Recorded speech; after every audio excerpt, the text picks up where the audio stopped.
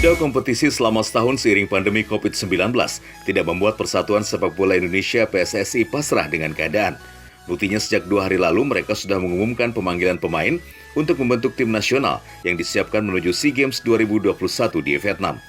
Pelatih Timnas Indonesia Sintayong memanggil 36 pemain untuk mengikuti pemusatan latihan yang akan dimulai pada Senin depan di Jakarta.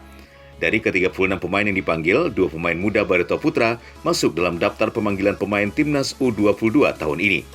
Dia adalah penjaga gawang Muhammad Riyandi yang selama ini menjadi pilar kekuatan Timnas usia 19 tahun dan Bagas Kava bek sayap muda yang sebelumnya membela Timnas usia 16 tahun. Kedua pilar muda Laskar Antasari ini akan bersaing dengan pemain muda lainnya mewakili klub Liga 1 dan Liga 2 Indonesia. Riyandi sendiri hampir setiap sesi terpilih membela skuad Indonesia. Direkrut Barito Putra sejak berusia 16 tahun, praktis Riyandi banyak menghabiskan waktunya bersama Timnas. Lulusan SMA Korpri Banjarmasin ini harus bersaing dengan sederet kiper ternama seperti Nadio Argawinata dan Miswar Saputra. Sedangkan Bagas Kava merupakan pemain yang membela Barito Putra Junior dan pernah menyumbangkan medali emas untuk Indonesia di ajang Piala AFF kala masih berusia 16 tahun. Mereka berdua rencananya akan mengikuti pemusatan latihan di Stadion Madia Senayan, Jakarta dari tanggal 8 hingga 28 Februari nanti. Dari Banjarmasin, Dirgantara, Kalsel 1net.